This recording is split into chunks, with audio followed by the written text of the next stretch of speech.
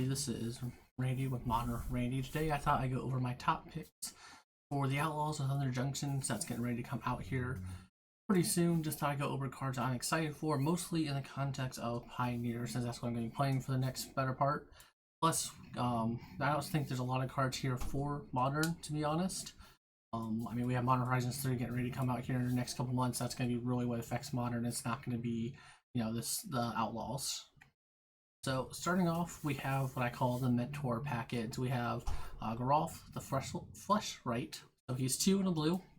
Legendary creature, 2/3. Whenever you cast a spell during your turn, other than the first spell you cast this turn, you get to create a 2/2 blue and black zombie rogue creature token. And then whenever a zombie enters the battlefield under your control, put a +1/+1 counter on it for each other zombie that enters the battlefield under your control this turn. So I think that we might finally have enough to make like a Monster the Mentor style package. We have Monster Mentor, we have Sesmore Witch to a very much lesser set. We kind of have like this whole little package now where we can make this kind of go wide token strategy in like blue white, blue black controlling colors. We had the Monster Mentor deck that was in standard, if any of you guys remember that one. Just recently where we had 2 reanimate spells. I think we can have something along that lines, or we can do something along that lines here with Garolf, the Flesh Right, and then with alongside Monster Mentor, and maybe even alongside Sesmore Witch as well. Branching the 3 colors, maybe we'll just say the blue-white colors, who knows. But it is something I'm kind of looking forward to, looking to try and see, if we can make it work. Up next, tokens. We have that Sandstorm Salvager, so it's 2 generic and a green for a 1/1. When it enters the battlefield, you do create a 3/3 colors golem artifact token. It has the ability of pay 2 and tap him, put a +1 counter, or +1/+1 counter on each creature token you control. They gain trample to end a turn. So this is something that I think might spawn a new deck. I'm not saying this is gonna be tier 1. It's not gonna be broken beyond belief, but we now have something to go along with like the Nissa Voice of Zendikar, or makes tokens, can grow your board.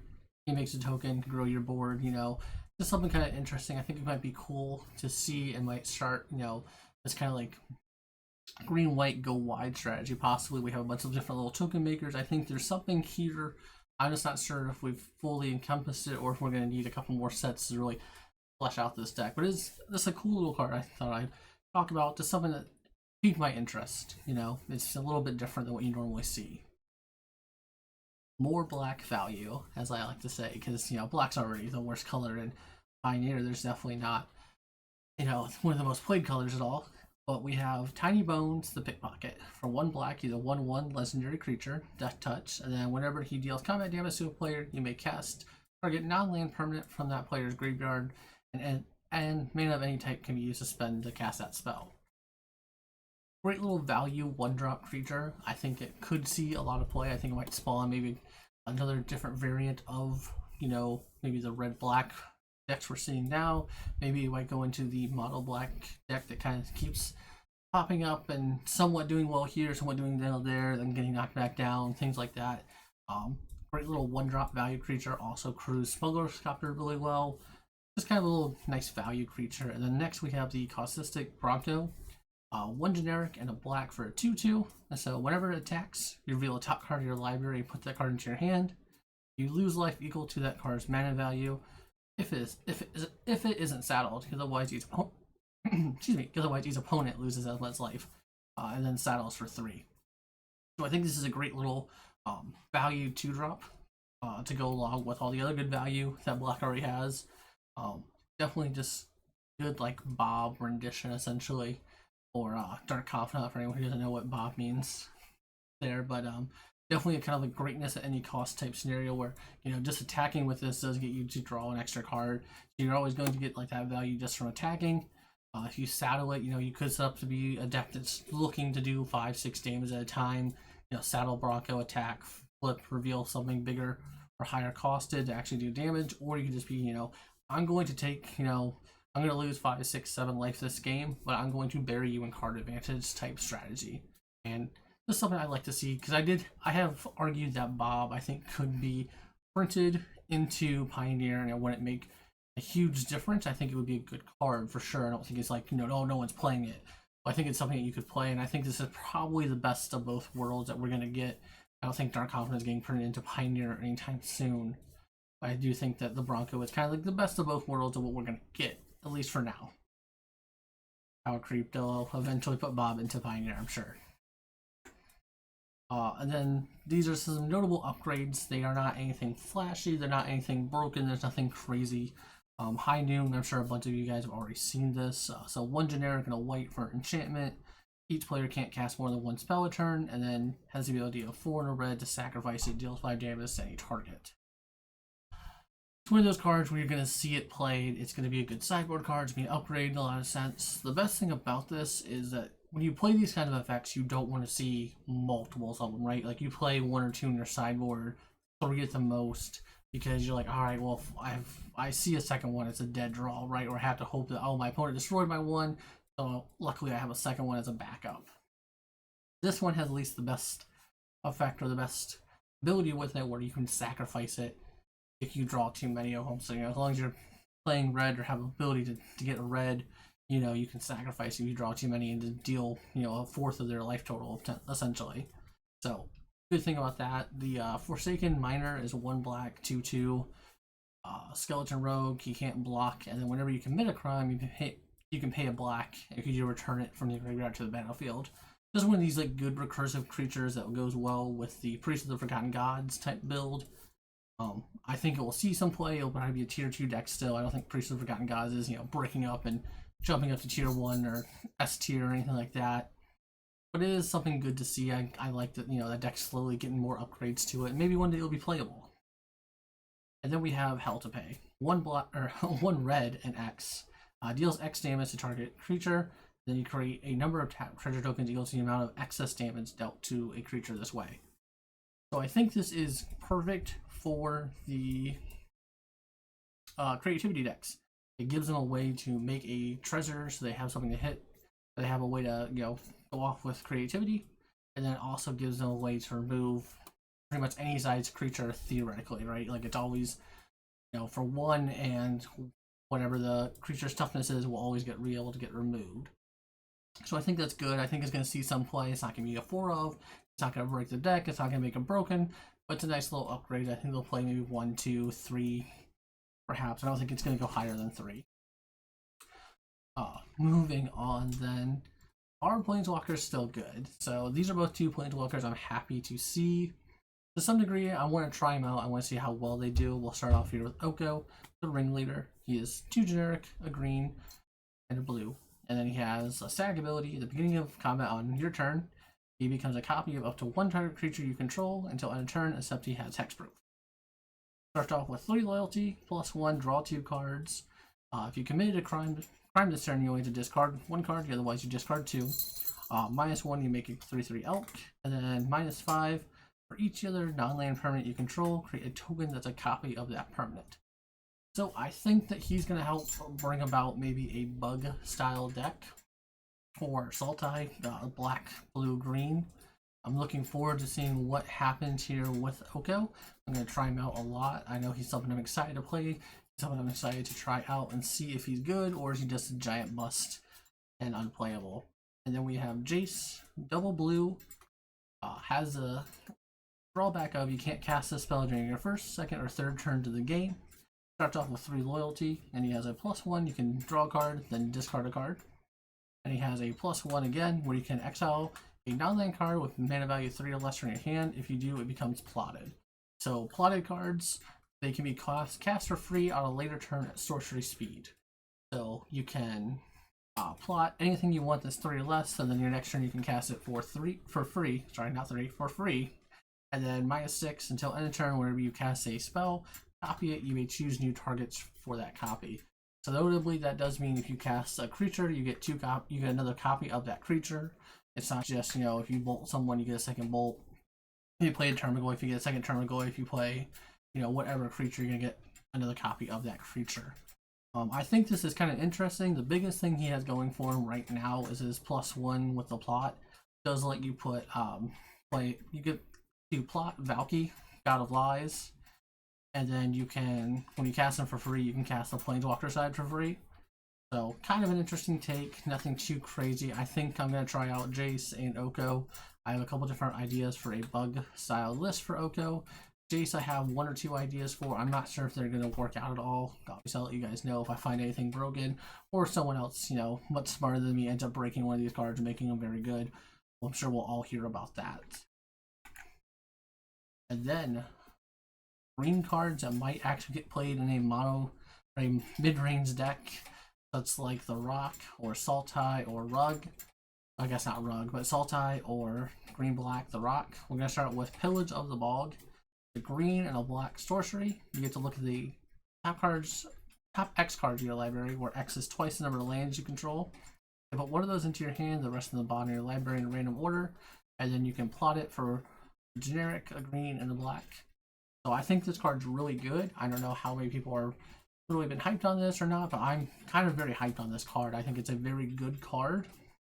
It's very notable to Grizzly Salvage. You know, where obviously Grizzly Salvage on turn 2 lets you dig one card deeper, but you can only get a creature or a land. This lets you dig, you know, one less card on turn 2, but you get to pick anything from it. So I think a common play with this, especially with how popular Vampires is, I could definitely see, you know, you being on the play. This is your turn 3, so you have one more mana open up. You're going to look at the top 6 cards of your library and get to find, you know, like a Thoughtseize or Duress type effect to make sure your Vampire's opponent isn't putting, you know, Sorin into play on turn 3. And that's just like, I think will be a common line you'll see with this card. And then outside of that, though, it's still just a great card. Like, I mean, the later the game goes on, the bigger and deeper you're going to get into your deck. You're going to be able to find, you know, the Planeswalker you need to help start pushing you through and winning the tide or break that parity, or you're going to find the creature or the removal spell or whatever you need you can find, you know. And the later the game goes, the better it goes. And then it's even great if, like, you know, you have like kind of like a dead turn where you're playing against kind of like the discard deck, or you're playing against, you know, Vampires or whatever. You can just plot this and like just leave it like, hey, you know what, board state's looking good, I have kind of control of this game. I'm going to plot this, I'm going to put it off to the side. When I need to dig deep, I'm going to have all my mana available, and I'm going to get to dig even deeper because I'm going to have 1, 2, 3 more lands in play when I do this, and just dig, you know, 2, 4, 6 cards deeper. So I think Pillage of the Bog is very good. I think it's going to see play, and I'm hoping it starts to spring back a bug, either a bug style, or even a black-green, like the Rock style deck. And to go along with that archetype, we have the Gitrog Ravenous Ride. So he's 3 generic, green and black for a 6/5 with trample and haste. So without the other decks, just 5 mana, 6/5 trample haste, I think is a good creature, a good value creature. Already is putting a lot of stats and abilities onto the field for just that. And then on top of that, he has a saddle 1, and then whenever he deals combat damage to a player, you may sacrifice a creature that's saddled at this turn. If you do, you draw X cards and then put up to X land cards from your hand onto the battlefield tapped, where X is the sacrifice creature's power. So he lets us, you know, trade in our little creatures, our dorks early, you know, when we're into that mid game where we don't need them anymore. He lets us trade in some of our bigger creatures, things like that, just to get more draw. Like, he's a good creature. I definitely see myself playing him along with Pillage of the Bog, and I just have like this, like I said, I have a cool little deck idea built. Maybe it's going to be great, maybe it's going to be terrible, we'll find out, but I am actually excited to see if this iteration of the Gitrog is finally the one that like makes it into competitive play. I think it's very strong, I think it's very good, but obviously, you know, time will tell. And then we have Slick Shot Show Off. I mean, where does this card not go? I think is probably a better question. Everyone's seen this card, everyone knows how powerful it is, but you know, we have 1 generic and a red for a 1/2 flying haste. And then whenever you cast a non-creature spell, it gets +2/+0 to end of turn, so basically almost essentially double prowess. And then you can plot it for 1 and a red, so once again, plot, you know, you cast it, or you play the plot cost, it gets exiled face up from your hand, and you can cast it as a sorcery later on, following turns without paying its mana cost.